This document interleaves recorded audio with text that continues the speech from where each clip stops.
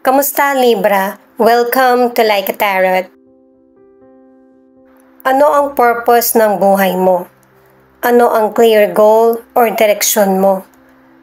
Ano ang kaya mo isakripisyo o ano ang gusto mong masolve?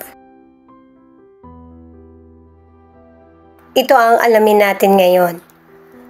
At paalala para sa mga bagong viewers na ang reading na ito ay timeless reading. General reading, ano man na edad mo or gender mo, kunin mo lang kung ano yung akma sa sitwasyon mo. At saka ikaw na rin magpalit kung si person mo ba ito or ikaw. At ito ang start ng 1 week reading mo.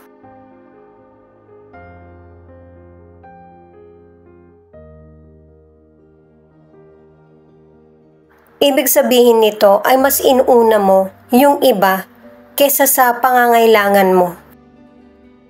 Pwedeng patungkol sa pamilya mo or anak mo, person mo, sa trabaho man, negosyo or kaibigan.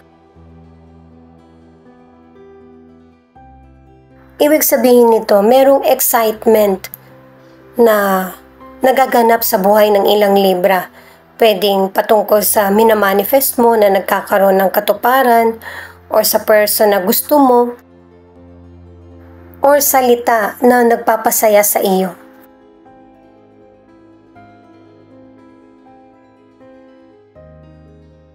Itong card naman na ito, kung merong sitwasyon na nagpapalungkot sa iyo, ngayon lang ito at soon, marirelease mo din at magkakaroon ng bagong simula sa buhay mo. At yung pagbabago na magaganap sa buhay mo ay, kumbaga, miracle. Lalo na't may ilang Libra na sinukuan mo na yung situation o kaya person. Maaari na hindi katulad ng inaasahan mong resulta ang dumating sa'yo pero makakatulong pa din. Sa paraan na hindi mo inaasahan kaya sinasabing milagro. Yung mga dumarating at saka natatapos, doon mo nalalaman kung ano yung purpose mo sa buhay. At meron ka muling bagong goal na sisimulan. The High Priestess, Queen of Wands, the Empress. Ito yung mga cards para sa situation. Sa mga cards na ito ay pinapakita na may mga taong sumusuporta sa iyo. Pwedeng kapatid mo, magulang mo, o kaya kaibigan, or katrabaho mo, or kanegosyo, na perfect ang combination nyo. Kasi pareho kayo ng idea at saka nagkakasundo kayo sa goals. Plano man, opinion, or sitwasyon. At saka ano man yung mga challenges na dumarating sa'yo, itong mga taong concern or kaibigan mo ang nakakatulong sa iyo. Pwede rin na person mo ito na pareho kayong wise sa mga decisions. Kaya nalalagpasan yung anumang situation or challenge. Ang ilan sa career o negosyo, swerte ka kasi nakatagpo ka ng good mentor.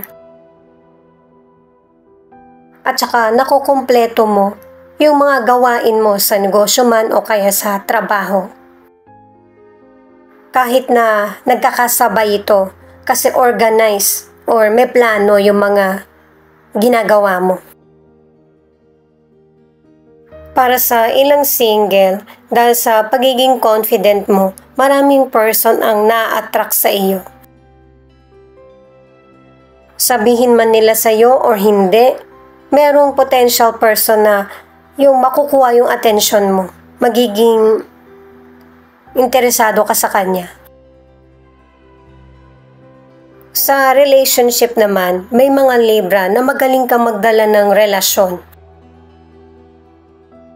Napapanatili mo yung relasyon nyo ng payapa at saka marunong ka ring mag-adjust sa feelings mo at saka kung ano yung nakikita mo sa person mo, kung nasa mood ba siya or wala. Hindi mo rin natitiis na hindi kayo nag-uusap kaya pinapangunahan mo na siya na ikaw yung pumansin. May pinagtalunan man or wala, ganun ka ka-loving at saka affectionate. Ito naman yung solution na cards. Four of Cups, Queen of Swords, Ace of Pentacles. Ang ilang Libra, nagkakaroon ka man ng problem sa buhay mo, ay determinado ka pa rin at saka nagagamit mo yung talas ng pakiramdam mo. Kaya lang, yung bang napapansin mo na hindi pa sapat yung naipapakita mo o nagawa mo. Ang kailangan mong solusyon ay yung ma-blend mo ng tama yung kaisipan mo at saka yung mga opportunities na dumarating na pangmaterial. Sikapin mo rin na huwag padala sa init ng ulo at saka maging open sa mga naririnig mong idea. Para sa financial, maging happy ka sa mga natatanggap mong blessings, malaki man or maliit. At saka huwag ka masyadong mag-alala or mag-isip kasi lahat ng pinagdaraanan mo ay merong improvement, anumang sitwasyon ito. Improvement sa ikakabuti mo at saka kailangan ng buhay mo. At bigyan mo rin ng pansin yung advice ng mga taong professional sa negosyo man ito or katrabaho mo. At saka ang ilan sa inyo sa financial, magiging maganda yung naging investment mo, meron ng financial security o kaya pension.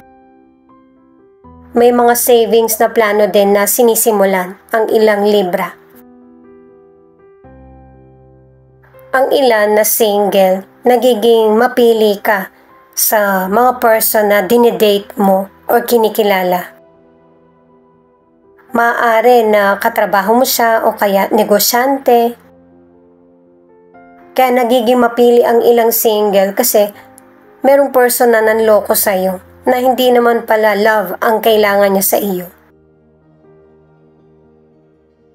Ang ilan sa relationship, kung noon yung person mo napaka-sweet, palagi kanyang tinatawagan, ngayon na magkarelasyon na kayo, hindi na. Ang minahal mo na person ay yung una mong nakilala yung person mo, kung ano siya, hindi yung kung ano siya ngayon. The Emperor, King of Cups, Six of Cups. Ito yung cards para sa outcome. Ibig sabihin nito, yung mga ginagawa mong desisyon or plano, magkamali ka man, hinaharap mo ito. Pinapakita mo yung sincerity mo sa pag-solve ng problem at saka katalinuhan. Nakakaya mong i-control ang situation nang hindi ka nagmamataas. Mature mong hinaharap ang situation at saka yung mga napagtagumpayan mo sa nakaraan. Nagagamit mo sa present na situation or kahit sa future. Ang ilan sa kalusugan, kahit gaano ka man ka-busy, yung bang bigyan mo ng atensyon yung katawan mo. Healthy ka man or merong health issues. Kasi may ilang Libra na kampante ka na sa kalusugan mo kasi wala ka namang nararamdaman. Pero para magpatuloy ito, limitahan mo yung mga kinakain mo at saka iniinom. Lalo na sa ilang Libra na or ilang person na ikaw yung nagbabantay ng parents mo or ng matanda na loved ones. At kung meron ka mang sakit, makakakuha ka ng suporta sa family mo at kaibigan. Para sa ilang single, merong potential person na mas older sa'yo na naibibigay niya yung lahat ng pangailangan mo sa material o kaya suporta.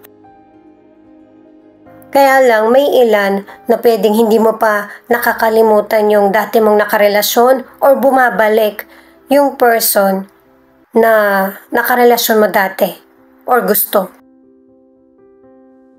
Kasi kung isa sa kanila yung pipiliin mo, manghihinayang ka pa rin naman kung hindi mo pinili yung material or hindi mo pinili yung love.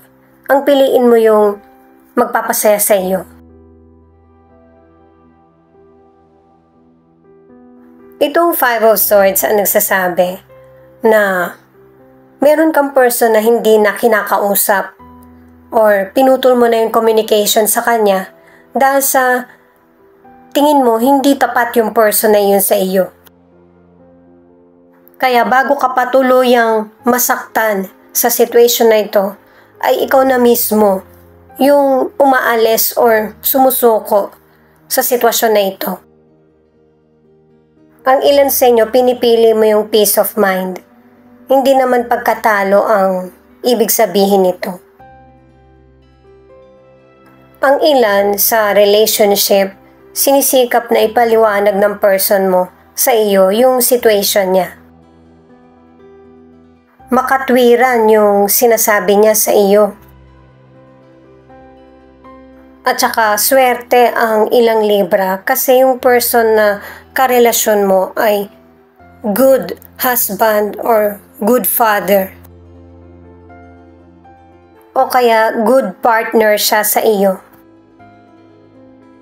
May mga konti kayong pinagtatalunan pero abundant pa rin. Kumbaga mas lamang yung romance at saka yung pagtitinginan nyo sa isa't isa. Ang ilan sa inyo matagal na kayong magkarelasyon ng person mo. Kilala nyo na yung isa't isa at saka kampante na rin yung person mo sa relasyon nyo at sa iyo. Ito naman yung feelings ng person mo na pwede rin ipakita kung ano yung feelings mo kasi connected kayo sa isa't isa. Pwedeng ikaw ito o yung person mo na hindi masaya sa nangyayaring sitwasyon. Pwedeng ikaw sa love, yung person mo naman sa trabaho niya.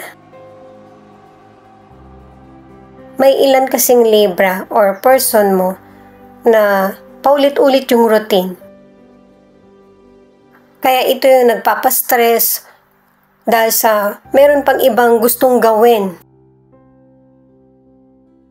Itong card na ito ang nagsasabi sa nakaraang relasyon nyo ng person mo nung nabubuhay pa kayo. Kasi nabuhay kayo muli para meron kayong ayusin or kailangan tapusin. May ilang Libra na ito yung nagiging issue dahil sa pregnancy o kaya meron kayong naging anak na hindi mo nalaman. Na isasaayos na ito ngayon, magkarelasyon man kayo or hindi. May ilang person na yung pregnancy, tingin niya fake news, kaya umiiwas itong person na ito. Maybe may ilan na hindi ka naman kasi naging ready na meron pala kayong naging baby. Pero ikakatuwa ito ng puso mo. Or yung feeling ng person na meron na pala siyang anak or baby.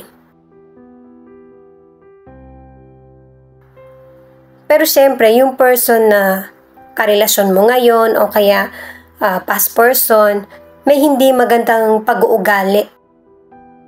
Pwedeng sabihin niya pa sa'yo na hindi sa kanya, ipa-DNA mo, pero marami siyang maikitang sign na kanya yung baby. At saka may ilang person kasi na maayos na yung relationship mo, pero dahil sa merong nakaraan, ito yung isasaayos mo ngayon. Isa ito sa purpose ng ilan, kaya nabuhay ka muli or na-reincarnate. makita mo muli yung person mo or yung dati mong nakarelasyon. Ito naman yung ilan sa 12 zodiac sign na nangunguna sa reading na ito.